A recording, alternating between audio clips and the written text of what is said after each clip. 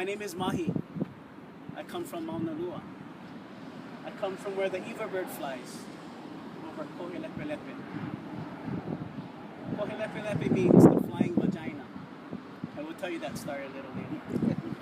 Procreation is part of Hawaiian culture and many native cultures.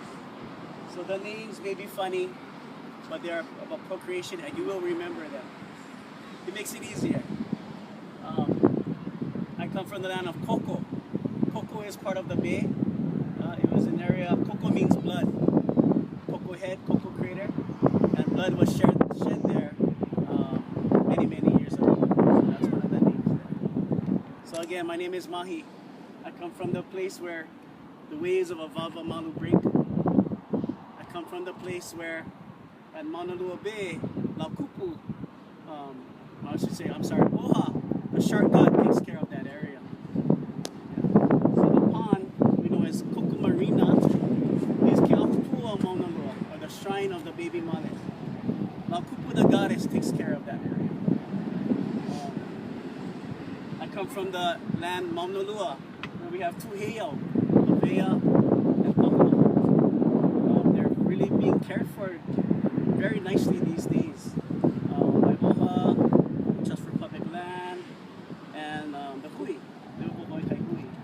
Aloha, we're in Avava Malu, known for the shaded valley, and in the background is a really familiar landmark. Most people know it as Koko Crater, but the traditional name for Koko Crater is Kohilepelepe, and our place names tell us the creation stories of the area. And so the story about Kohilepelepe is that Kamapua'a, a kupua, one of the deities that's known for being able to shift between man and pig, or pua'a, Kamapua'a and Pele were rivals, long-standing rivals. And Kamapua'a was trying to take advantage of Pele. And to protect Pele, her sister Kapo took off her kohe, her female parts, A removable vagina? her removable vagina, and took it and flew it as far as she could, because she knew that in Kamapua'a's excited state, that would entice him to leave Pele alone.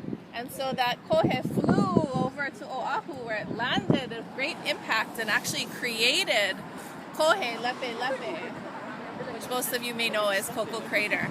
And after that, Kapo took that kohe and actually hid it all the way in Kalihi Valley.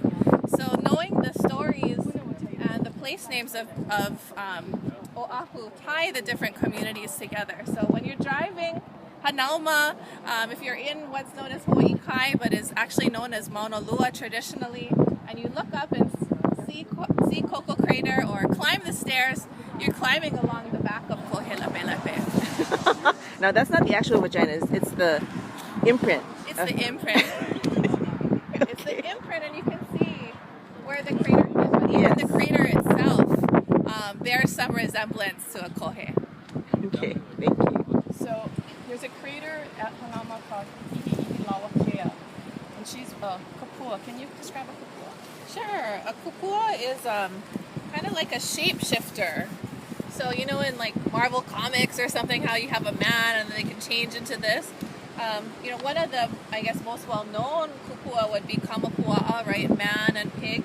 But kupua are very common actually in every area. And so Anne-Marie was talking about Ihi Lawakea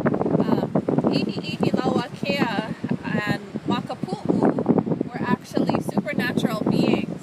And they were kupua, or shapeshifters, with great powers. And they came to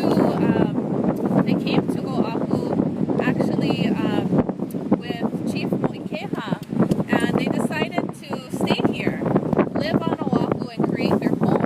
And so Ihi Lawakea made her home where her namesake is now, which is a crater to the far side of Hanauma. Way back in this area, in the early 70s, a development was planned that was larger than Ko'olina.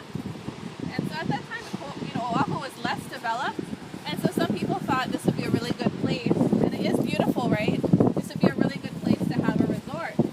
A lot of people didn't agree with that, and so they came together, and you have awesome groups like Life of the Land, Save Our Surf, even surf groups like the Makapu'u Wahoo spear fishermen, Sandy Beach blasters.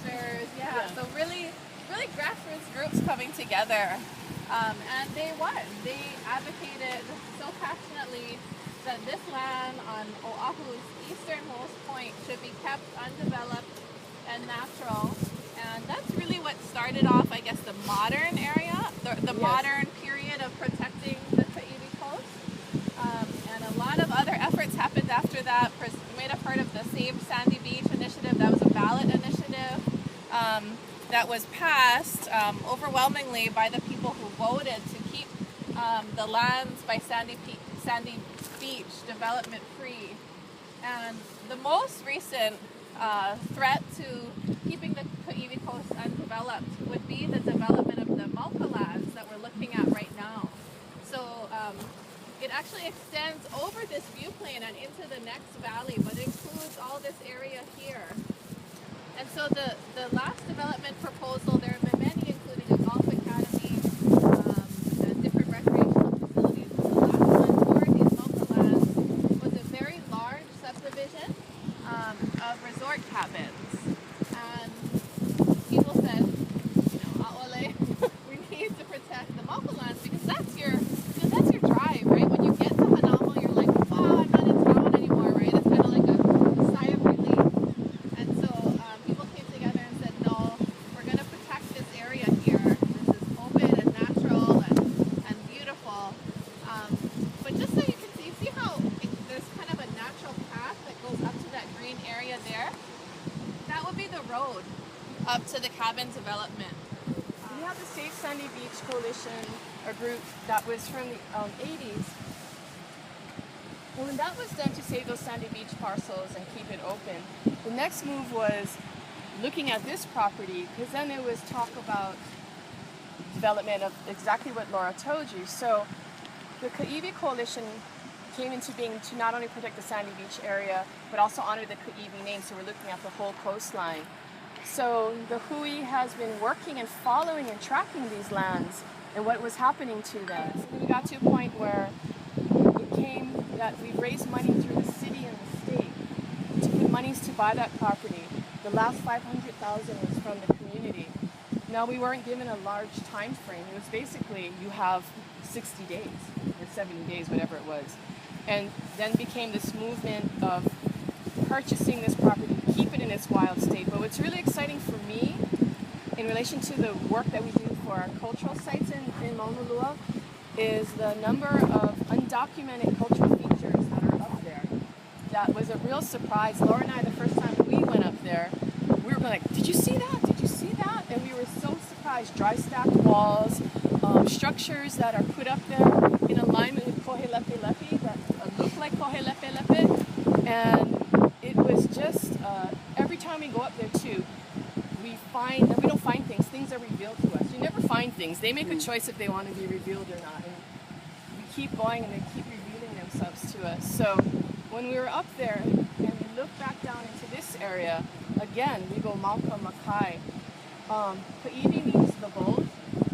And we know that there are burials for Iwi.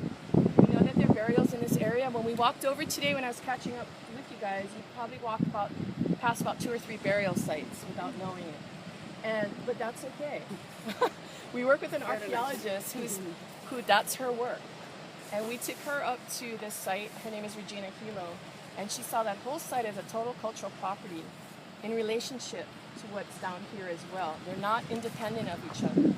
So the opportunity to save these lands and to also create stewardship and to learn from them. We're still trying to figure out, we've been told that this is a full area for the family, but hasn't been 100% verified. So again, we're still collecting. But you can see over there how the water's coming in. Right when it's low tide, you see the water tumbling through?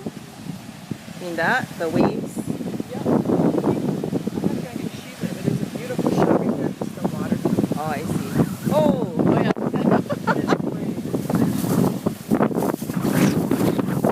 I just want to read this to you really quick. It's just notes of how I interact with this place. Stargazing, gathering kai or salt water for dyeing different things. Using natural kai. It's not the best place to go for salt, but shells, for stone, coral, fishing, education. We used to catch nenui as kids on the corner. This area is known for pele coming here, migrating and landing here first on Oahu. One of the many stories. If you ask the people for the Big Island, they might say, nah, that's not true. This is a bird flyway, not pigeons. You stay here pretty soon, and in the morning, all kinds of seabirds will be here. My mom used to wonder where I was, calling my friends, is he with you? Is he with you? Before cell phones. This is where I was. Here or anywhere along this strip. I come here for limu, for seaweed. There's a limu here called limu kala. It's for ceremonies, for forgiveness. If you have any kind of problems in that area. I come here for plants. Lead educational tours. There's coastal plants here that people took the time. They would see 20 native plants right at their feet. And some of them you would not find anywhere else. Easily. I'm coming for exercise. That's pretty much it.